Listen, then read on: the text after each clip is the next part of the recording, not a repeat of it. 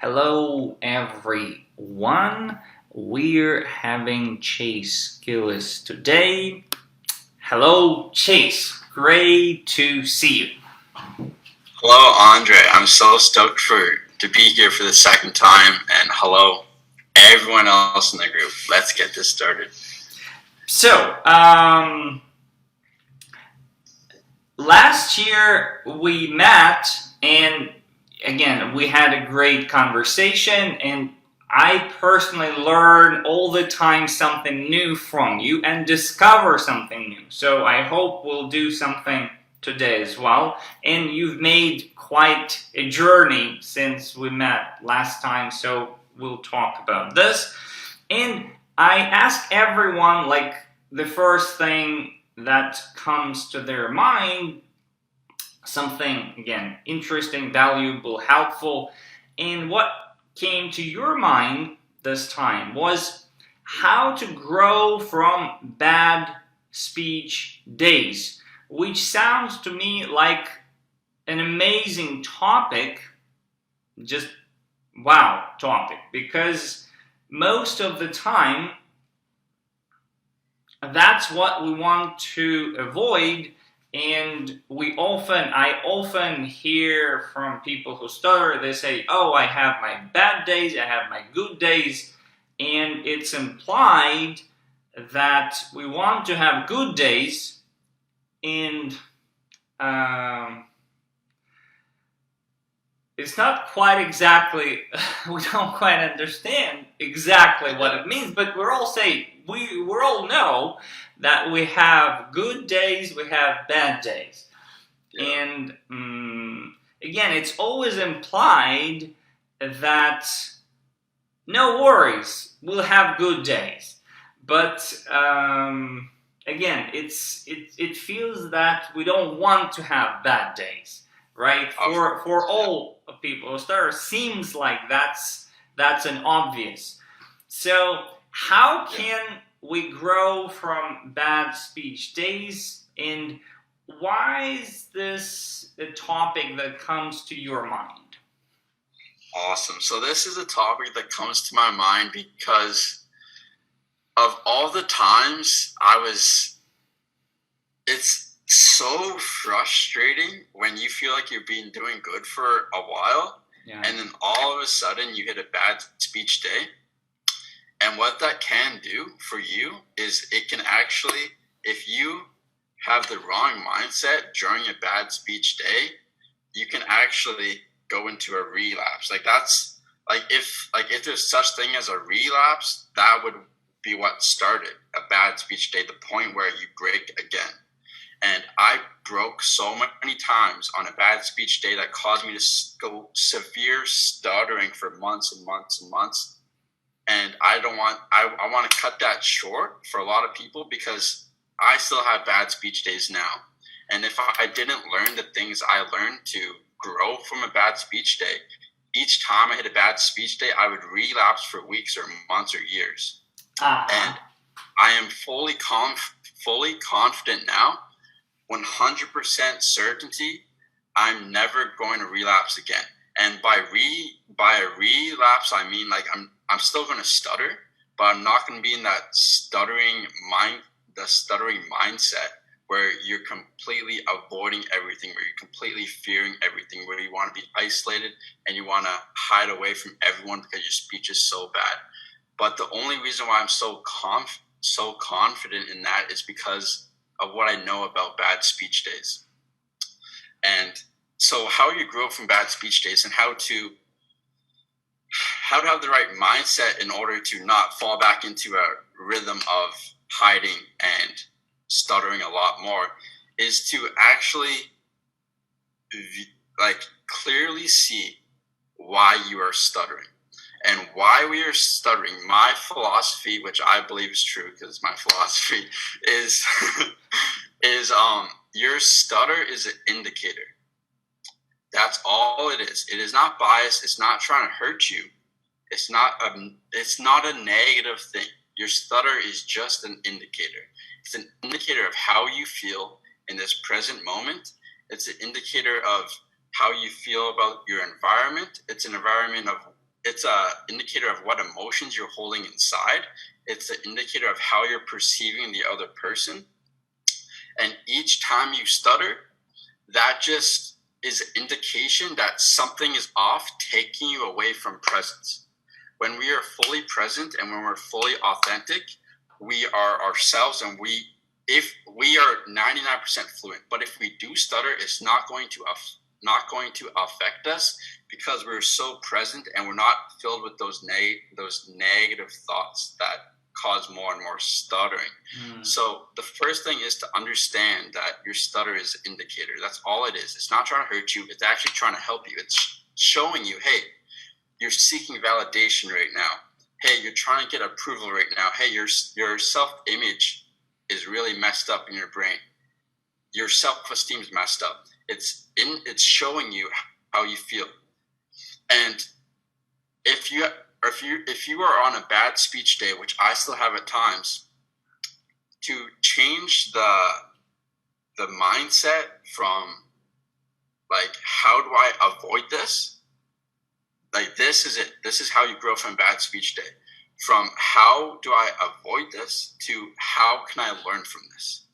And it's nice to say, it's easy to say for me, but once you're in this situation, it's going to be a lot harder, and it's going to take practice to start to develop that habit of thinking, what can I learn from this? But that's really what it is.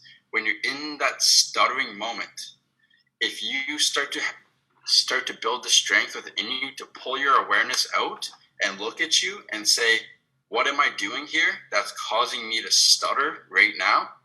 Is it because I'm trying to be cool? Is it because I'm trying to put up a front? Am I trying to be someone I'm not? And to learn from that and learn from that and learn from that.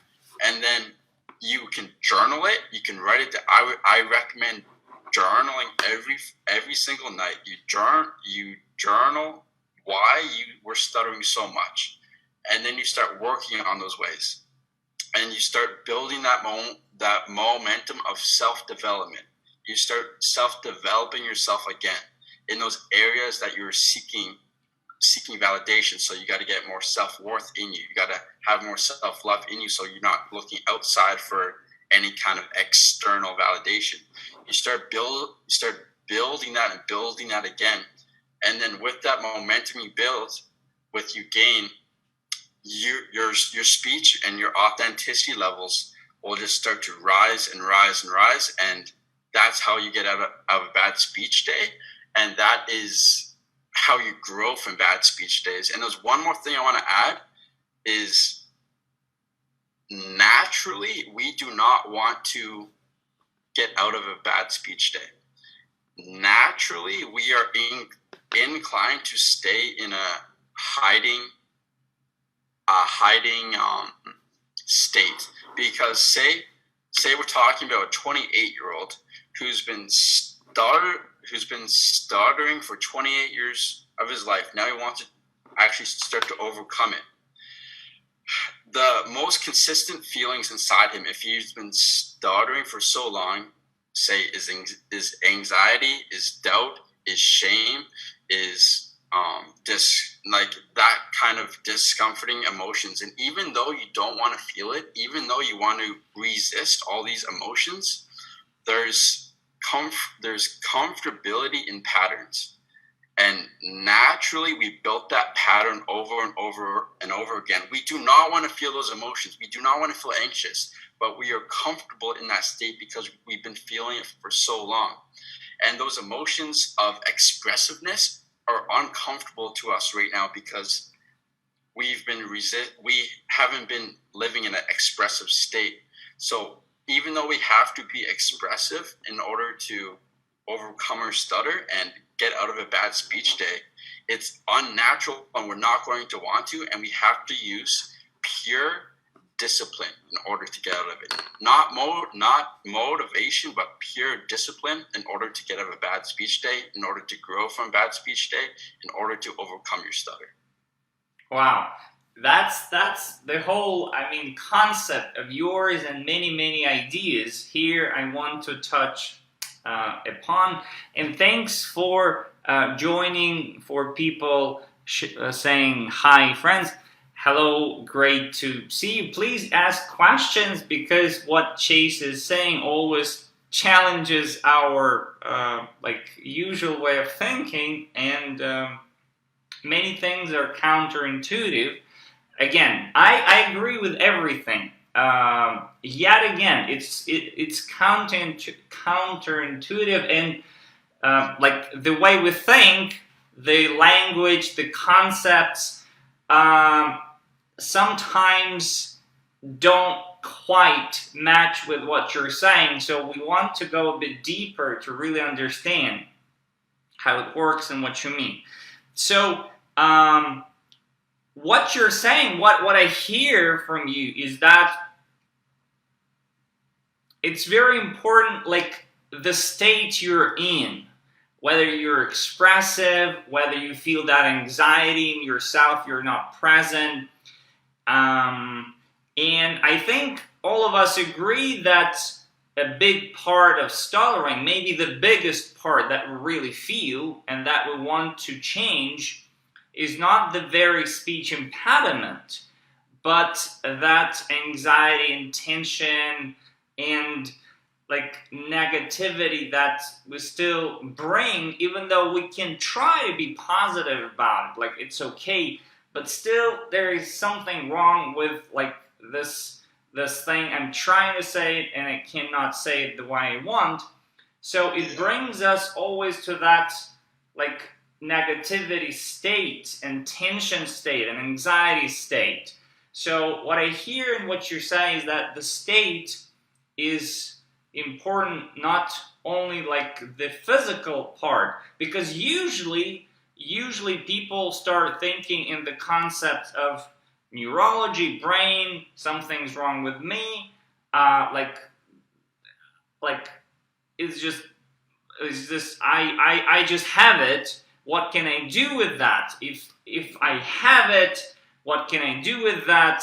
And I feel not very good about it. Like it kind of sets the whole thing in a certain way, in a certain perspective, starting from this physical or neurology part that I have it, I feel negative, of course, and like what can I do with that? So you are looking at it differently from as I see it, like from this perspective of like the starting point is how you feel, what's your state, are you present, and if you're truly present, then stuttering is not that dominant, like it becomes not that dominant. And second, like the physical part becomes not that important at that point.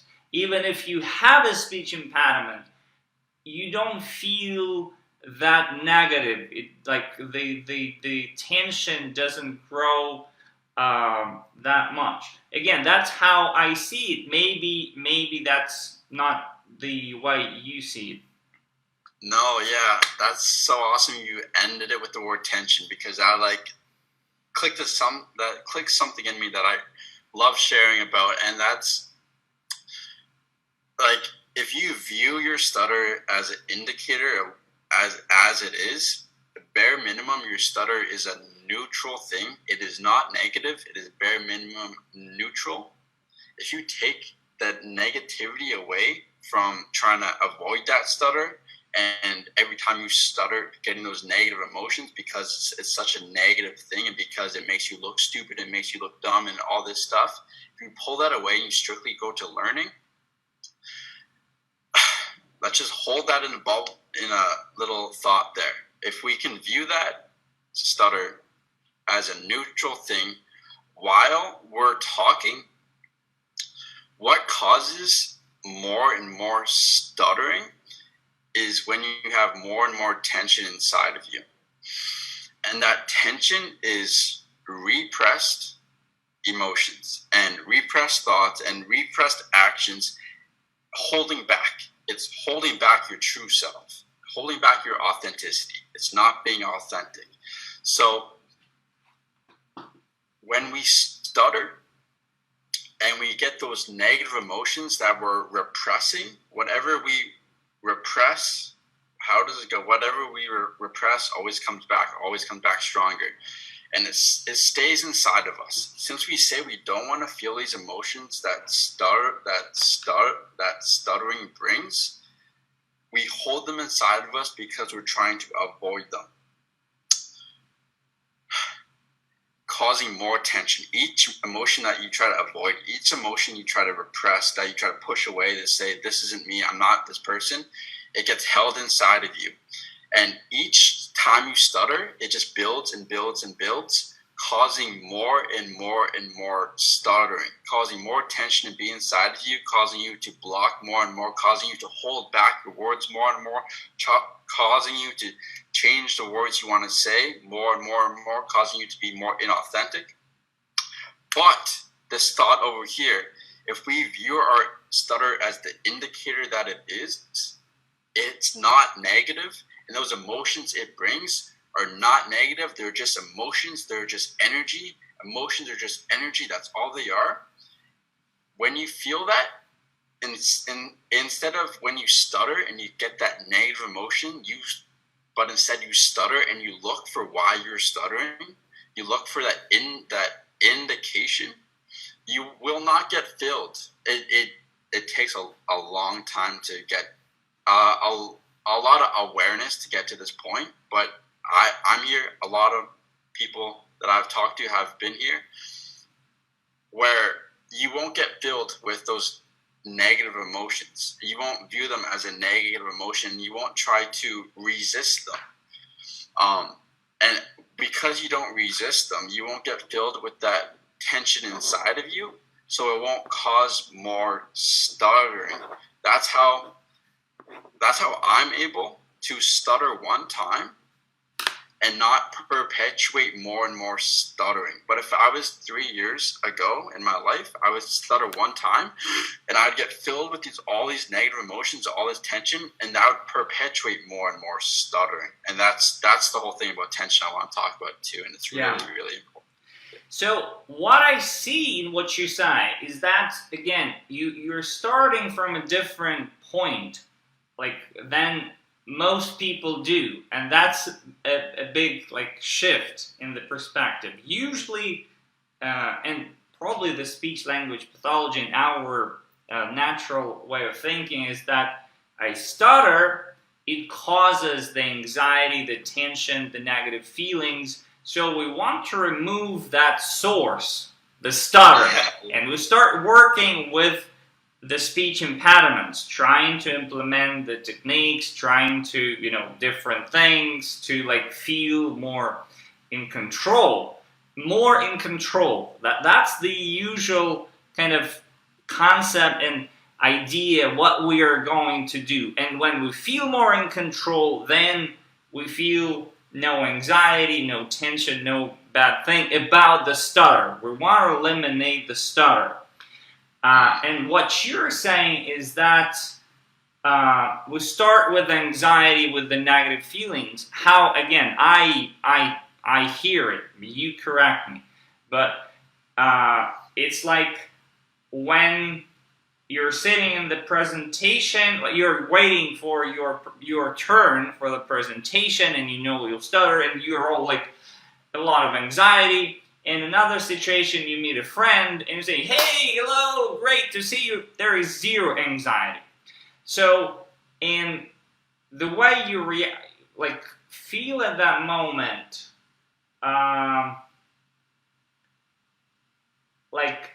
really matters. That's what really matters, not the actual stutter. That's how I hear it from you, that state. And when you're in that expressive, open, present state, when you really hear, then we kind of affect and influence the actual stutter. Maybe this is not what you mean and not what you say, but this is. Oh yeah. I was just gonna say that was 98% of what I was saying. There was one thing, I don't know if you meant it in this way, but you mentioned in in like when you're in class, you get all this nervous feeling, and then with your friend, you're expressive, and all that matters is the state. The state is everything. The state determines everything. Your emotions determine your thoughts, and your thoughts determine like what you're allowed, what you're going to allow yourself to say, and what just everything about you. So your emotion, your state is the core to everything. But I really want to hammer down, if anyone ever got a different thought of they have to be in the right state in order to do the right things, which is not true at all. I want to make clear that you will not be in the right state when you start. You will not be in the right state when you start to take action. It's impossible. You're not going to be. You have to work your way up there. And so many people, and this is the mainstream thought, the mainstream quote on Instagram is my mindset comes first, and then my mindset determines the actions I take, which makes sense if you think about it. You're like, yeah, if you can't do the right actions if you don't have the right mindset, but that serves as the biggest source of procrastination and excuse making for not taking action. And one thing I want to make clear as day is that the best way to change, it's a lot easier to act your way into a new way of thinking than it is to think your way into a new way of acting. You are not going to take the right actions if you're just strictly trying to wrestle with your thoughts and get the right mindset. That is not going to work. The only way I've ever seen someone get the right thoughts is by taking the actions. And you're not going to feel like taking the actions because you're not right. Take the right actions, that forms that new mindset, and that's how it's done. You're not going to be in the right state. Don't wait to be in the right state. Don't wait to think the right thoughts. Just take the right actions, speak to the people, push your comfort zone, and do the things you know is right, and then the right mindset will come from it. Wow, that's just an amazing addition. Because and that's true. I mean, today, it's evening for you and it's morning for me. And I woke up yesterday early, and today it was really hard for me. And and I woke up and it was like, oh, I really want to sleep. Like I realized that I slept very not enough, and my mindset is giving me those supportive ideas that I really want to sleep, and everything is but then you kind of, if you give yourself some time, you gradually wake up and you realize that, I mean, the sun is up already, and you really don't want to sleep. But this idea comes only when you are awake for a certain time. The first 5 minutes, all you want to do is to go back to bed and sleep, because as in your analogy, your mindset is not supporting you at that point. Only through being awake and through this action, I really truly wake up and see that, I really don't want to sleep right now, and this is the right time of the day, early morning. So what you're saying, I think that's beautiful, yet it's really hard, because if I wake up tomorrow the same time, I'm sure, even though I understand that we can, through action, we could build a new experience state, and everything will change for me. Anyway, it's so strong, this mindset weakness, if you wish, but I'll definitely go back to that. So what kept me awake was the idea that, oh, I'm having a conversation with Chase, and I'm getting pumped up, I'm getting energy about it. So sometimes we need some external factors, maybe, and that's the question, how to make it happen for those actions. And for me personally, again, when I went to my speech therapy back in the day and they were saying, okay, today we're going outside, my whole inside was saying, no, no, no, no, no, no, no, I'm not doing it. But okay, we're doing it and we're going together doing something. The next day I say, I'll do it myself and I'm not doing it. So it's so hard to get yourself to uncomfortable action. Is it only through, what's your view on this? I understand that, again, coaching, accountability is a great thing that probably drives you and takes you literally, and you do it. Is there any way a person can do it himself, or we do need some external guidance and somebody to literally take you and pull you away from the comfort? Yeah, so I did it myself, but it took me years because I was testing and trying everything. I was doing so many comfort zone challenges. I was completely pushing myself. But I can definitely say the number one way is coaching and accountability, like you said. But in the coaching that I do, I make this mandatory. So if you're trying to do this by yourself, this is mandatory for you to overcome your stutter. And it's the external thing that pushes you to exit your comfort zone and pushes you to wake up in the morning and not stay in bed. And that's being on your purpose. This is first just finding your purpose, and then being on your purpose, being on your mission. And I cannot dive deep enough into this. This is what ultimately made me really overcome my stutter. I guarantee you, I can't guarantee, but I'm 99.9% sure I would have not have overcome my stutter if I didn't I didn't try to help people overcome their stutter.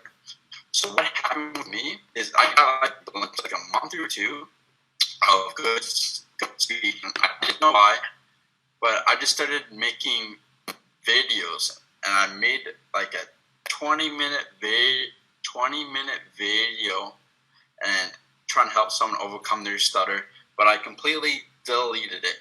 And then a year later, I was at this seminar, and it was talking about finding your purpose and what you really want to do in life.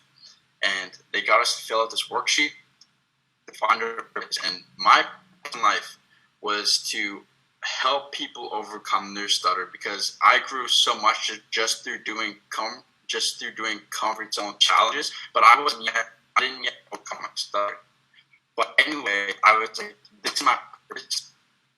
I said to my girlfriend at the time, if I would die, the only thing I'd want to do is help one person overcome their stutter. That's it, just one person. Wow. And being on that purpose, I've done more than one, but being on that purpose for when I didn't even overcome my stutter at the time, but I started making YouTube videos to help people overcome their stutter, and that was my mission. And having that purpose caused me to do so many things outside my comfort zone. It caused me to wake up in the morning on a weekend, in bed, play usual, go outside, make videos out in public, getting judgment. It made me go across the country, not just my country, across the globe in the UK and Australia, to help people overcome their stutter. It caused me to hold a free hug sign at the entrance of the Calgary Stampede. It caused me if I didn't have this purpose, I wouldn't have done any of that. And doing all of that is what made me overcome my stutter. You have to have a purpose that pushes you into leaving your comfort zone, or else you'll have nothing to wake up to, just your sole motivation and discipline. And not most times, just sometimes that's not enough. If you really want to solidify it, you have to have a purpose in life. Wow. That's really interesting, because yesterday I talked with I realized that many people stutter who get active. I talked with Sean Azimi, Callum Scofield, and Ayo Adesanya. So, and many people, to some extent, either as like they do it like every day, like a channel, blog, groups. They go into personal development field area naturally somehow. They go to like exploring and like sharing, learning. And what you're saying is, again, finding your purpose is not the speech language pathology, right? It's something which we probably would call as personal development, personal growth. And again, that also explains how big is that part. And what you're saying is that is actually, again, how I see it is to start there. Not start from your speech impediments, but start from that invisible part that we probably don't quite acknowledge even, to be honest. Like all this avoidance, anxiety, hiding, stuttering, and from stuttering. And one of your recent testimonials I watched with one of your students or clients is that he said that the biggest revelation was that he realized how much, like he thought he knew that he was avoiding, or like this invisible, again, part, iceberg of stuttering. But he said that I realized that I didn't see how huge, how big it was. So, and I think that's true for all of us, because naturally we don't want to think about it. We don't want to think about ourselves as being like avoiding, hiding, fearful or something. We want to stay in the positive state. So there's a lot of denial, rationalization or something. Everything is fine with me. So my question is, how can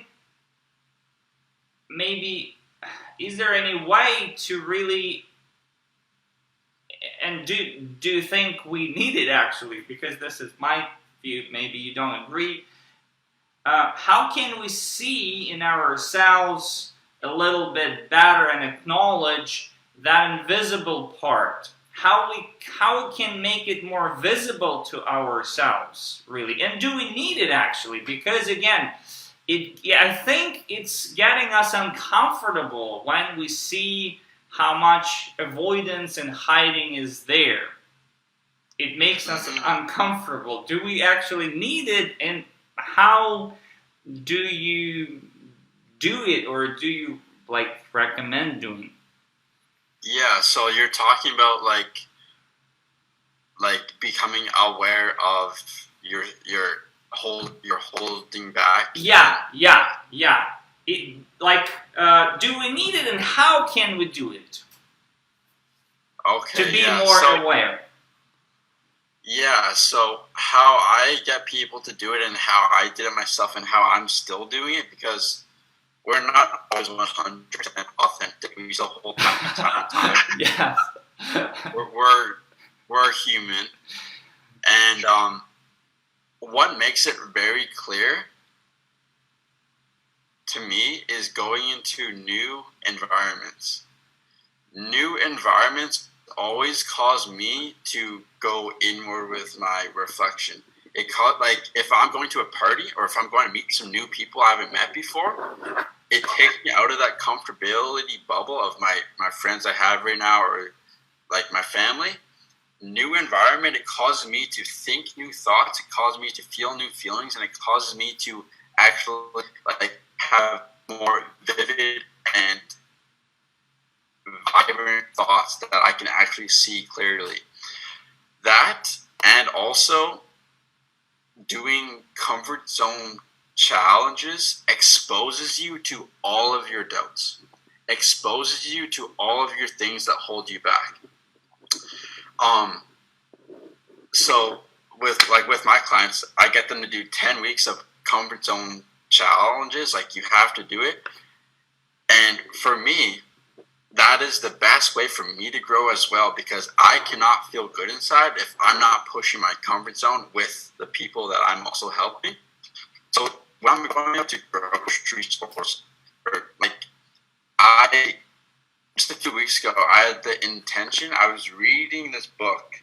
This is a really good book recommendation called The Alabaster Girl.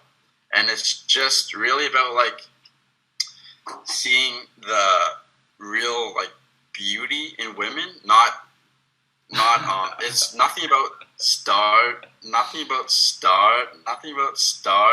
but it's about, like, actually, like, tuning into a different part of you to see, like, true beauty in women. It's a crazy book. I went into the grocery store with the sole intention to, if I see something I like, I'm going to say it.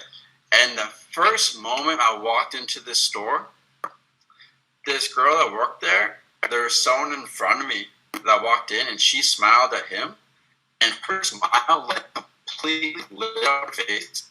And for me, it, like, made me feel so warm. And she didn't smile at me, she smiled at someone else.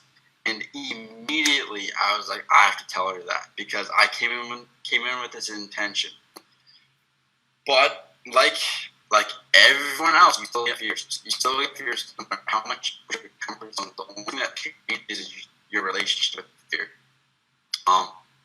So I knew I had to go and say, your smile is crazy. And I waited about 2 minutes. And in that 2 minutes, my brain brought me so many doubts, so many things I should hold back from. It brought me scenarios that got made up saying, if you say anything to her, some customer is going to come up and say, leave her alone. She's just like, I had all the worst thoughts pop into my brain. And then I'd say 5-6 minutes later, I was in the middle of aisle 5, and she was down at the vegetable section. I was like, you know what? I can't think about this till the end. I'm really going to go. And I walked over to her, and I said, yo, like, when I walked in, you smiled. You didn't even smile at me, but it made me, like, so warm. Like, I don't know what it is, but I just keep on smiling. And that's what I said. I felt like I made her year. Like, the amount she lit up from that. And that just caused me to think, like, those doubts in my head are so irrational. Those thoughts are so irrational. Those things trying to say, don't do that, hold back, repress, don't say the truth, don't be authentic, hold back, and don't be the true you that you want to be.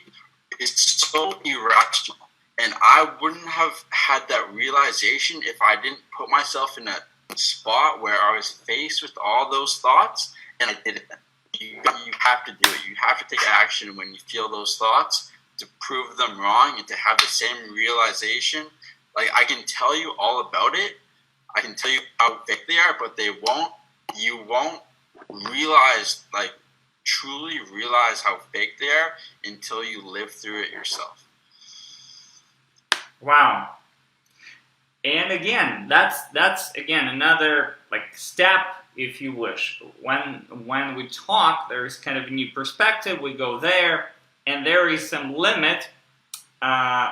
So we need to go behind the next corner. I need to ask you another question, because you say comfort zone challenges, and it sounds awesome. It sounds great, and I know, like, people, when they again feel that release of energy, I've done it, wow, they feel so great, no matter how technically they spoke, really. Like, again, the focus goes away from the speech impediments to that internal state of, like, freedom. But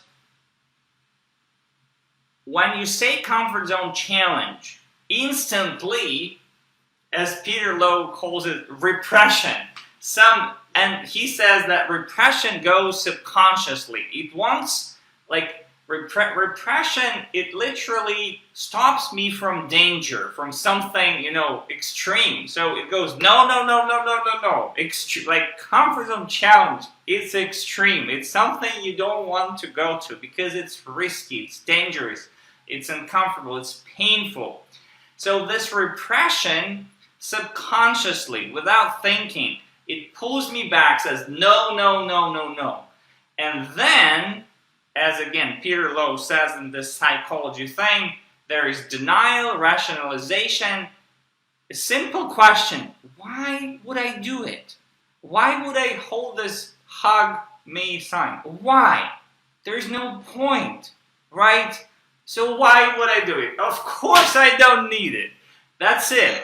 It's done. I don't need it. So that rejection, which starts with this subconscious repression, we don't quite, because we want to stay safe. But then we find different reasons, and the easiest, again, question, why would I do it? Why would I go, like, ask somebody, right?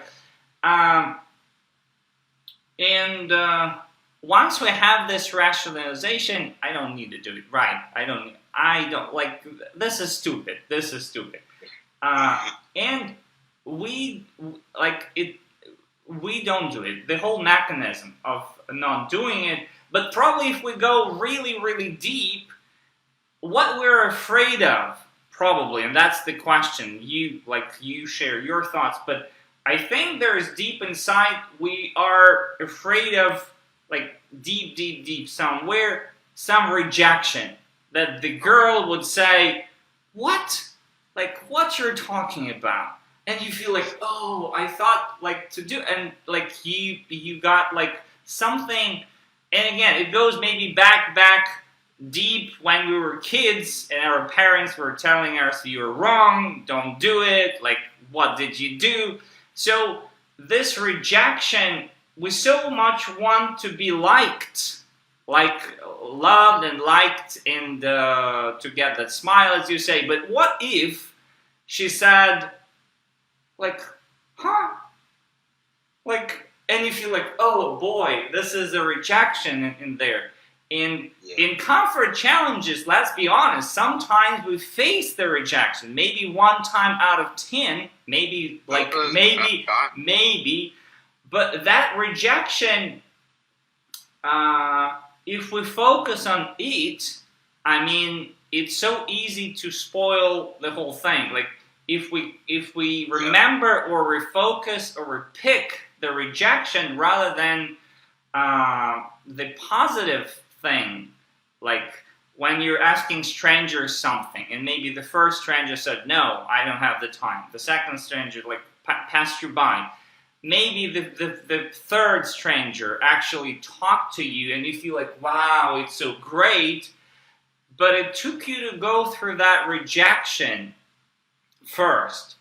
And how to, and again, I understand, maybe it's only through action we can normalize our relationship with rejection.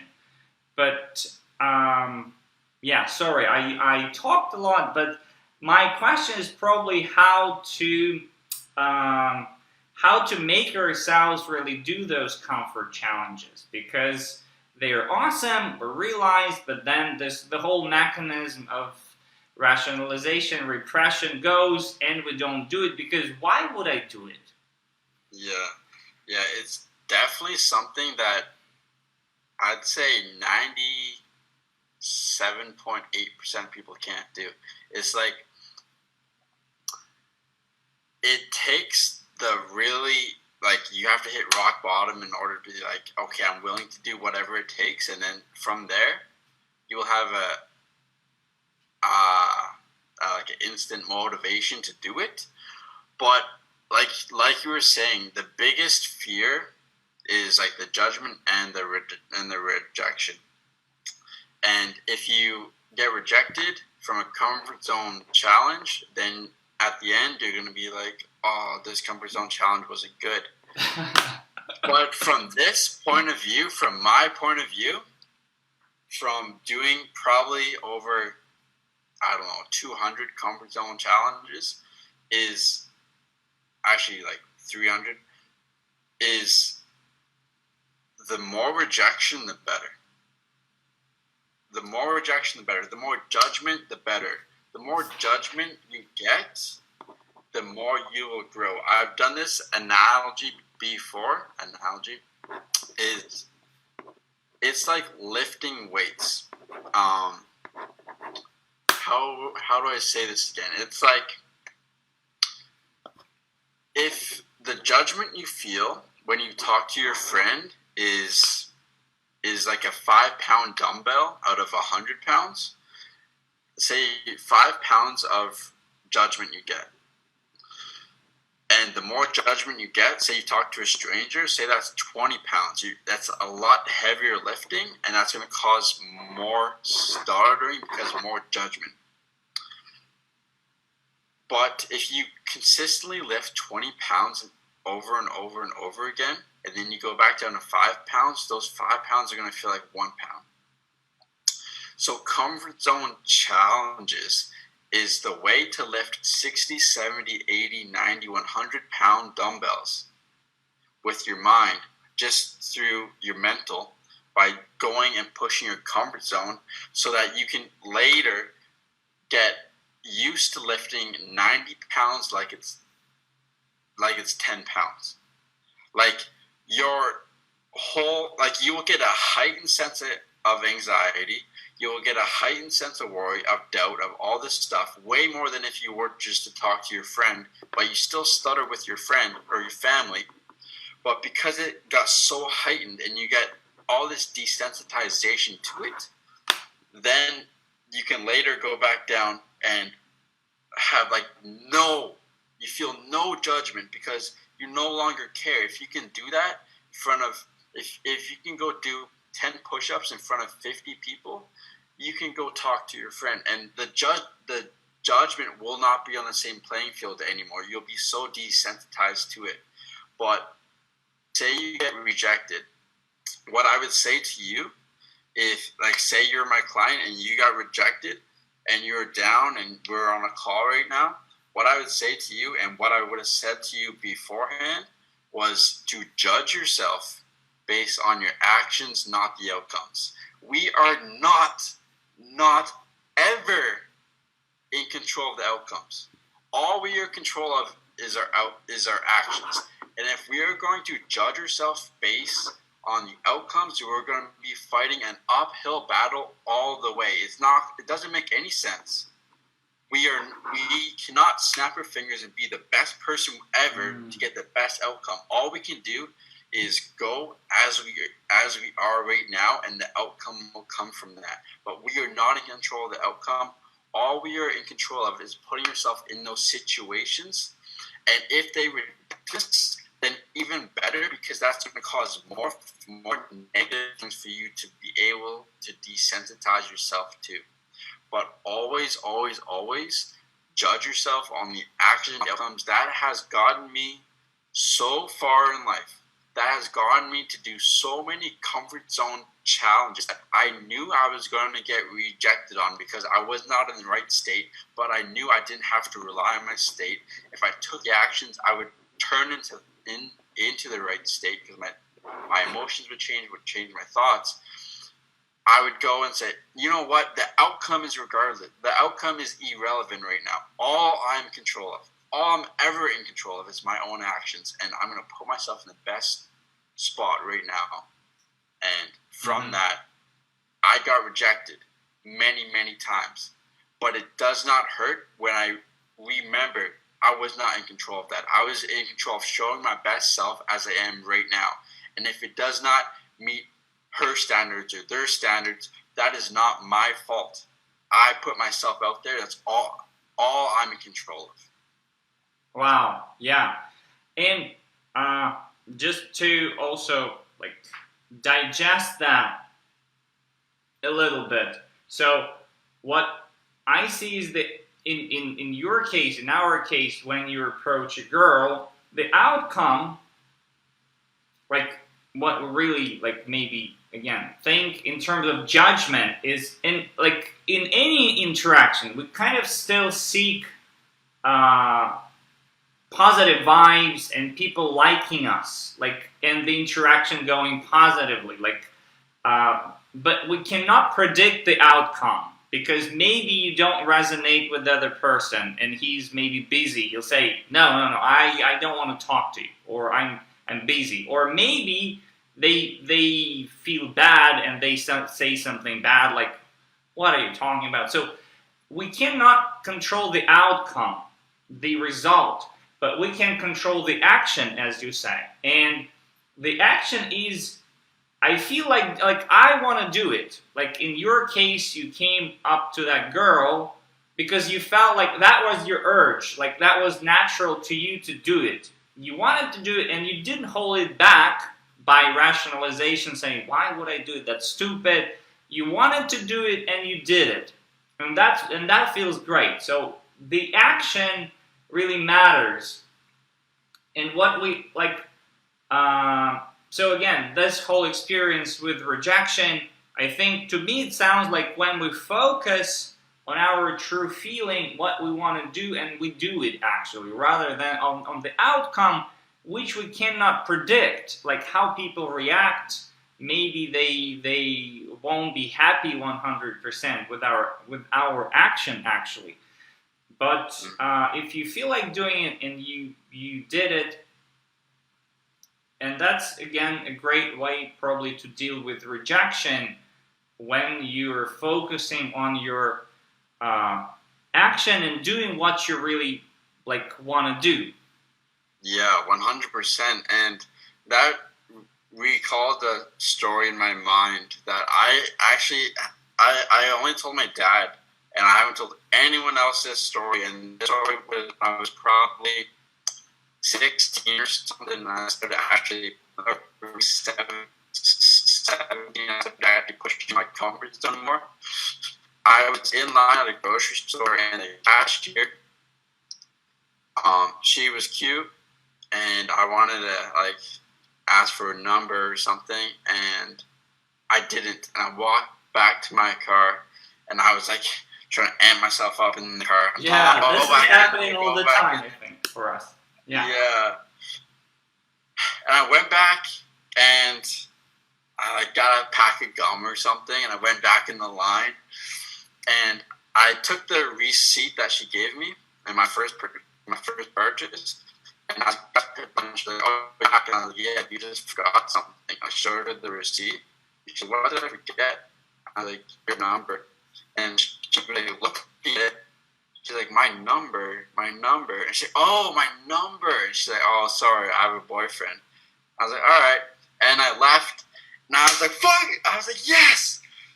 Like, just doing that, just feeling that fear, feeling that doubt inside of you, and getting rejected, but still knowing the fact that you took the action, it puts you in a state that's so alive, so happy and so fulfilled, because you, for maybe the first time ever, you fully controlled your own actions and you didn't listen to your brain, and that will expand you, and that will push you, and that will make you grow. Like, I got rejected. That's fine. But it was just the fact that I focused on action, that I did the right action, even though I didn't want to. That payoff is so great. And yeah, just like to reiterate, it's like the outcome I couldn't control. I was very nervous and anxious and not a good person at the time. Or I was a good person, but not like developed at the time. So I couldn't control the outcome. I couldn't control, she said, yeah. But what I could control is the action, and that made all the difference in my growth. I grew so much from that just because I proved my brain wrong, and I moved my feet even though I didn't want to. Yeah. And any action, again, when we take action, there are two outcomes. The rejection, maybe the people are not interested, they don't want to talk to us, maybe something else, like in your case.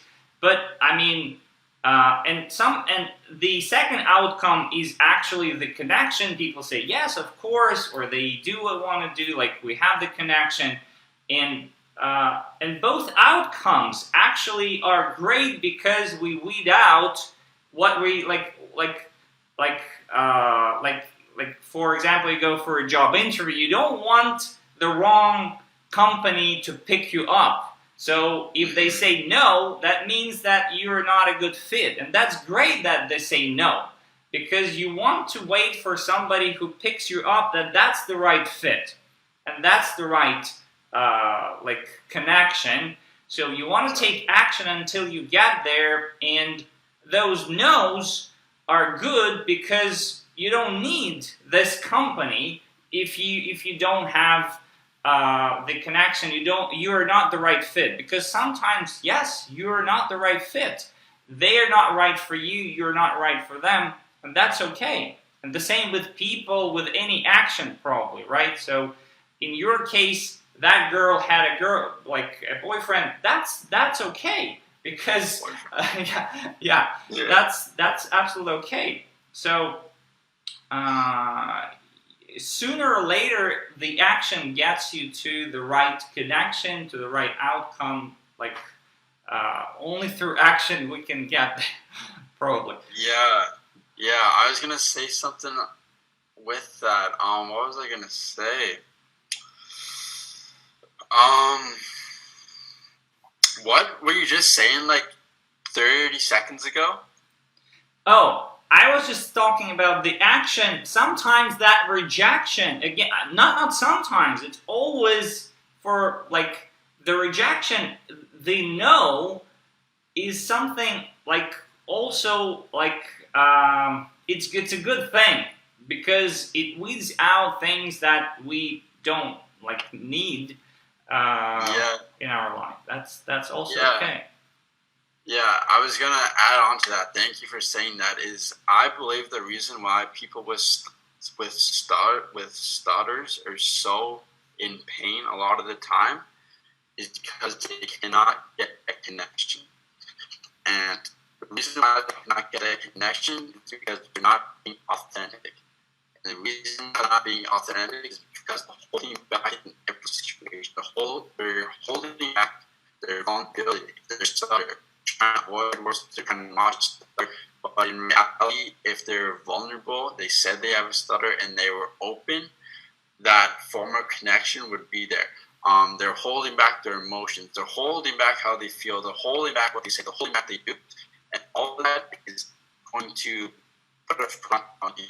And if you don't talk on the front on you, there's no way to a genuine connection. I believe that all we have to do for people with stutters to actually start enjoying life again is to actually start getting connections again. True, genuine connections. And how you do that is by being authentic. Being authentic and being present in the moment is how you get the true connections. And totally lost my grain of thought there. Actually, I think you're driving us back to stuttering because we went far away from it, and people might be thinking, yeah, this challenges, action, rejection, all this stuff. But what about my stuttering, guys? Right?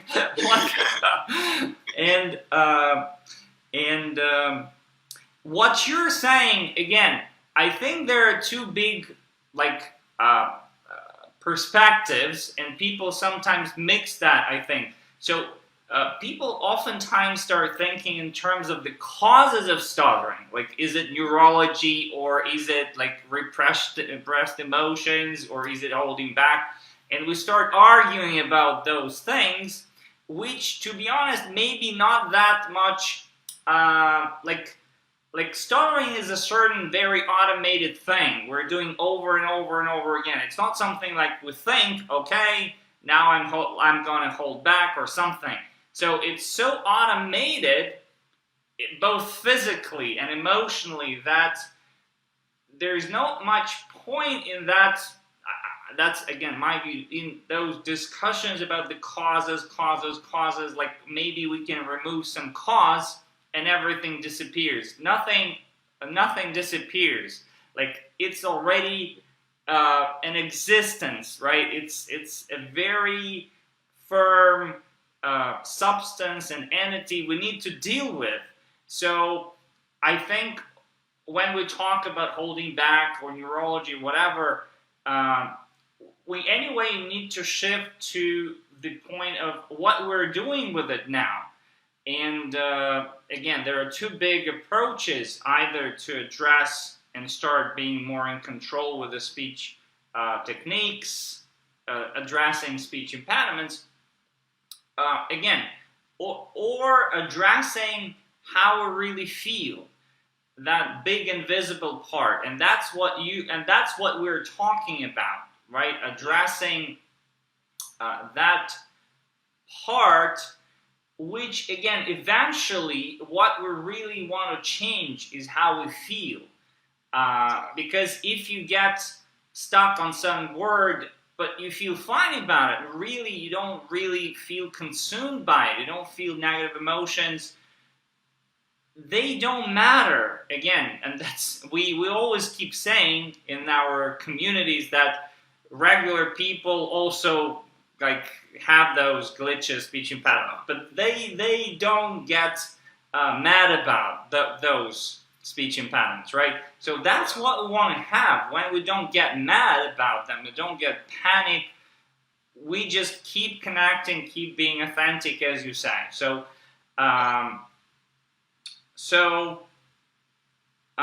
the question that I want to bring to is, because we kind of left it, and people always start with those techniques. What do you do? Like how to like. So what is your approach to that piece about the physical part, if you wish, of our speaking? Of course, the state which we feel like, it's also kind of. They are so much connected. It's also physical, if we could say. But how do you approach the very speech impediments? Do you approach them any way? Yeah, so I gotta say, I am so glad that I started my journey not on a speech technique, because I believe I'm the type of person that when I was in that hurting spot back then, if there was a way to stutter less, I would have grabbed it for sure. And it would have been my way of speech, and it would have been a lot of work to unravel that so I can speak exactly how I want, whenever I want, if it's fast, slow, whatever it is. So my approach is completely no speech fluency techniques. And I know I'm like the 1%, no one really wants that. No speech pathology or no stutter coach. They all usually have a technique. I absolutely focus on the emotions of it, and I believe if you can talk fluently when you're by yourself or you're talking to your dog, you can do the same thing when you talk to anyone else. You do not need a technique. And so my approach is fully on the emotional side of things, on the thought side of things. And it's really in two parts. The first part is not letting your stutter control your actions. And that means you're consciously going to not hold back from anything. I believe that's the first part you have to do to overcome your stutter, is you're going to do what you want, when you want, with who you want. You're going to say what you want, when you want, with who you want. And you're not going to let your stutter hold you back from any actions you want to take. Once you have that discipline in your mind, I believe you have overcome the stutter. You've overcome holding back. But I believe what takes longer and what may even take years is to accept your stutter.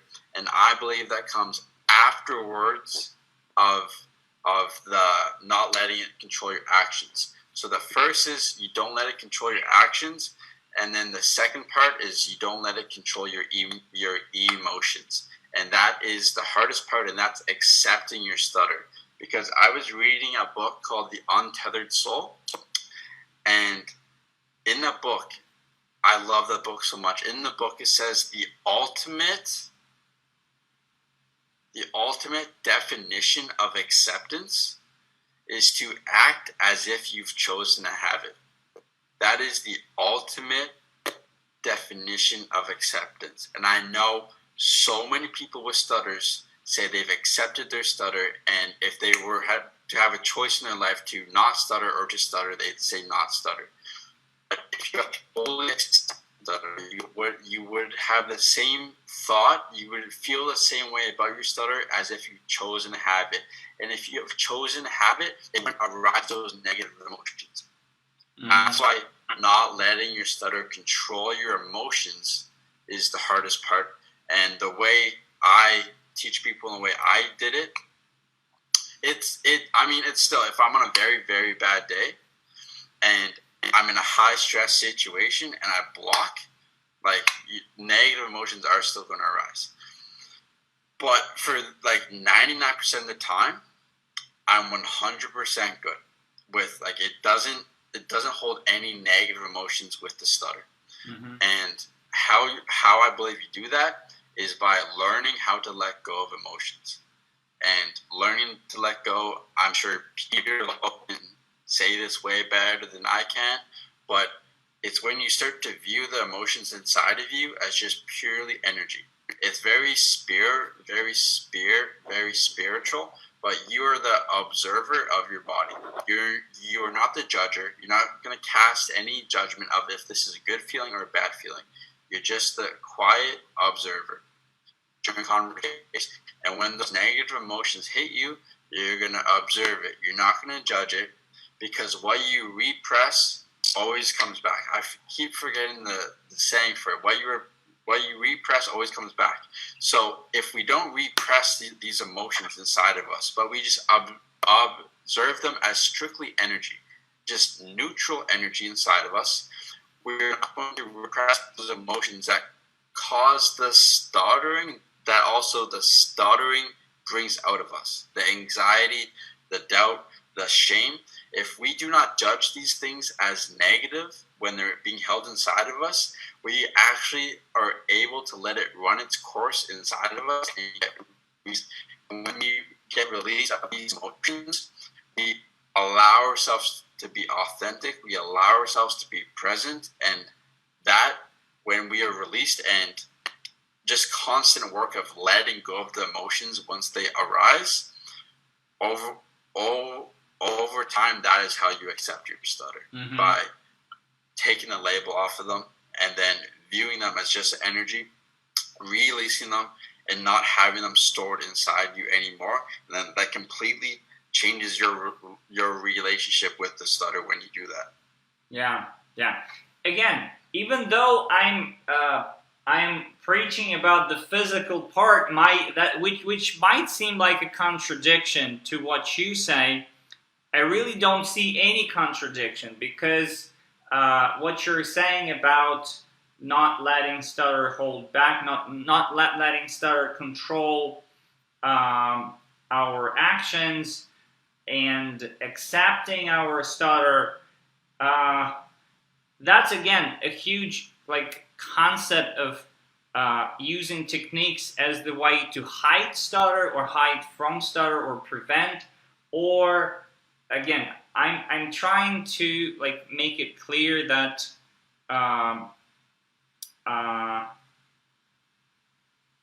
why I don't see the contradiction with what you say, because what I'm trying to do is that I'm trying to bring a little bit more structure to our speaking, and I if you would yesterday I finished my small course in swimming. And I can swim the front crawl swimming, and I can swim like 25 meters, and that's it. I run out of breath. I cannot swim longer. So the goal of this course was to swim the first 500 meters front crawl without stopping, like with ease. And all they were teaching were the right fundamentals, like the balance, the relaxation. So we don't need to put strength, we lose a lot of energy, a lot of, like the way we breathe, the way we balance in water. I was doing everything wrong. And even though I can swim, like naturally, I see other people swim and I can swim, I try to emulate and follow, yet I was, like, naturally I was doing many things wrong. So what I was learning, what I tried to learn, like those fundamentals, I'm still far away. I need to practice more on those fundamentals. But there are some fundamentals that can let us swim with ease. The same probably goes to speaking. It might feel like many people say, oh, don't teach me speaking because I can speak. But anyway, there are some basic elements, the way we structure our speaking, the way we can, how it goes, which still can be improved if you wish, or we can feel a little bit better those basic elements. And again, it's not the technique you're hiding behind, but just trying to feel. It's like, singers, actors, they work a lot on their like what we would call the physical thing as well, even though they play with those acting things where, like, again, the bigger part is still being present, being authentic, being relaxed. But relaxation, again, starts with some physical techniques, right? So you need to do some relaxation things as well. So what I'm trying to say, I'm trying to say that I don't see contradiction in what you say and in what I'm preaching about. So again, that's my internal talk with you on this, because so I agree with that as well, and the swimming thing really made it click for me. And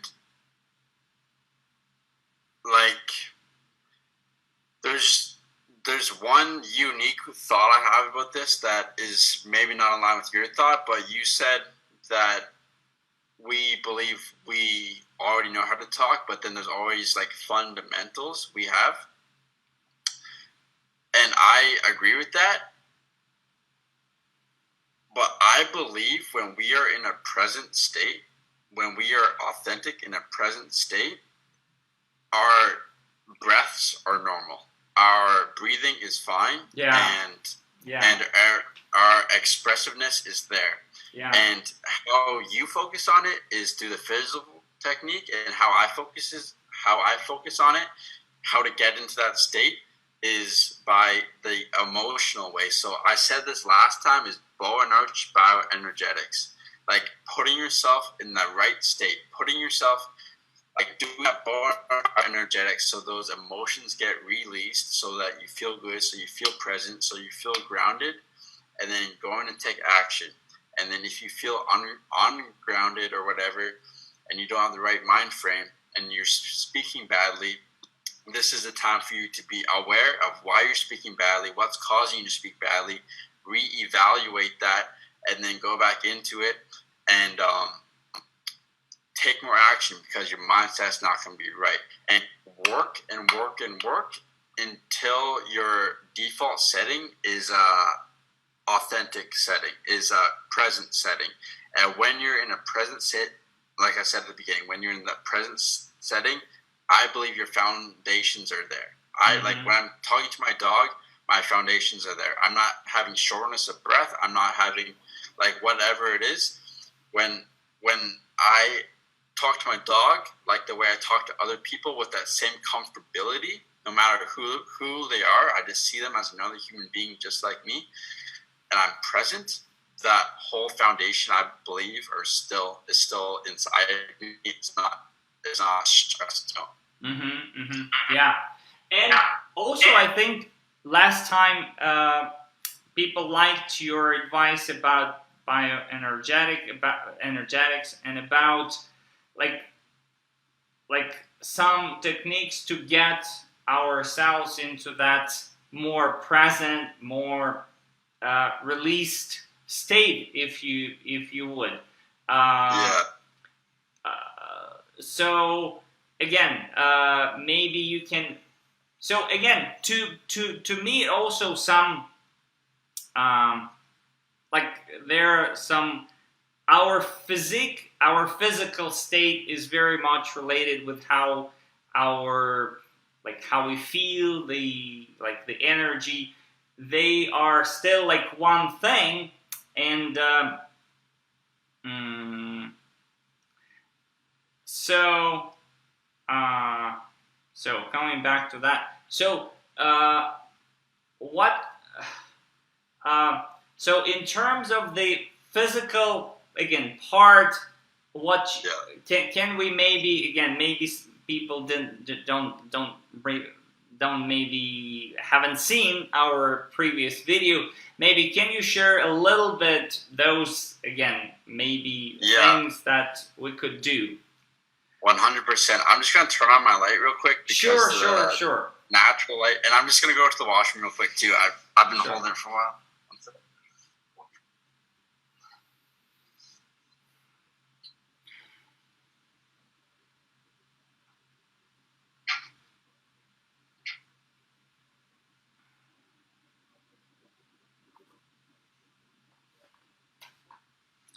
Thanks everyone who's watching and leaving comments. Hello Linda, great to see you as well. Again, if you have any questions, please ask, because a lot of what Chase is saying is like goes against our usual thinking.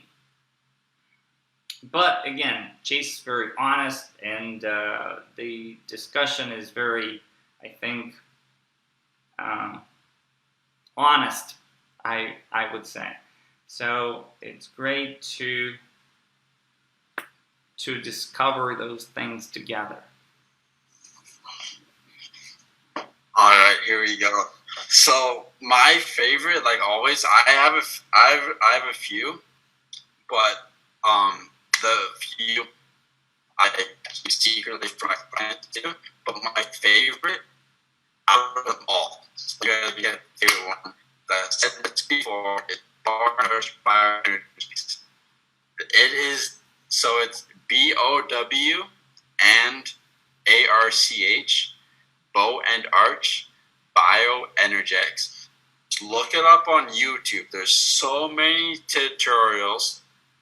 It's when you have your chest out, your arms back, you're expanded as much as possible, and you're breathing from your belly, not your chest, but from your belly. And you're making a sound like, and then you lean forward and do the arch. And you'll see it on YouTube, and it is so powerful to take you out of your head. When you're stuttering, when you're in a stuttering state, you're in your head. It takes you out of your head and puts you in your body. When you're in your body, you're grounded, you're present, and you're authentic. That is the goal to be in.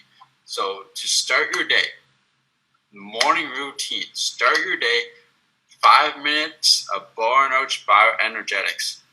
Gets you in the right state, and when you go outside, you will be much more likely and much more without resistance to do the right things, because you're in that amazing state, and then you will grow so much more. But if you leave the house in a down state, you want to avoid, and you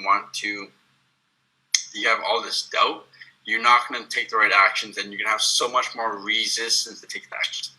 Put yourself in that state before you go, and it'll be so much easier. Yeah, and again, I remember when I went for, again, a short acting program course, the first thing we did there were very crazy exercises, physical exercises, again, to relax, to release that energy, like shouting, relaxing, and those crazy things. They might seem crazy, but that's what actors do to really get to that state when they're present, and truly they can be like truly authentic, maybe, as you say, not being in their mind, so that when they act, it's real. They're really there, not mimicking, not really like, when you see that this is not real, they're real in that moment. So, but anyway, probably, even though these things are great, and again, like each part is important. So some people might say, oh, this is just warming up. The most important thing is acceptance and not letting stuttering control. Yes, probably that's true, but again, all things put their like something into the whole picture, probably. So it's like you can't have acceptance if you don't put yourself in situations that arises that fear and that discomfort and negative emotions you let go. But for you to put yourself in the best in those positions, you have to have the right mind, not the right mindset. You have to be in the right,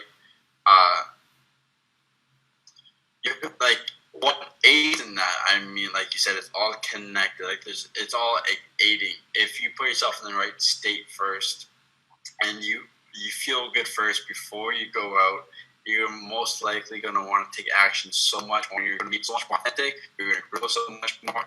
So you have all connected to make it the easiest way possible for you to actually overcome. Yeah. That's beautiful.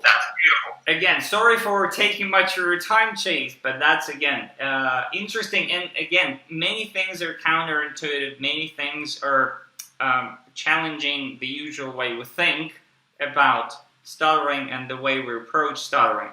So again, thank you so much. Each time you're joining, you're coming. Again, it puts many questions to our heads, to our minds, so that and the more we question our usual way of thinking, the more we can, again, get new perspectives and really can start moving. Because as long as we're getting stuck in our paradigm of thinking, we're coming back to the same results. So that's, again, beautiful. So again, thank you so much. Thanks everyone who's been watching or will watch. And let's keep up the good work. Yeah, thank you so much, Andre, and thank you everyone for watching. I tell you right now, I'm mentally exhausted. I feel drained, but I love it. It's just like an amazing feeling of being able to say what I'm thinking and just clear out all my brain towards everyone. So I hope you guys got some value from that too. But thank you, Andre, for hosting this. I know how much of a pain it is to organize everything like this and get everyone in line. So I say thank you for hosting this. It's awesome. Yeah. Thank you so much, Chase, and I'll see you later. Thank you.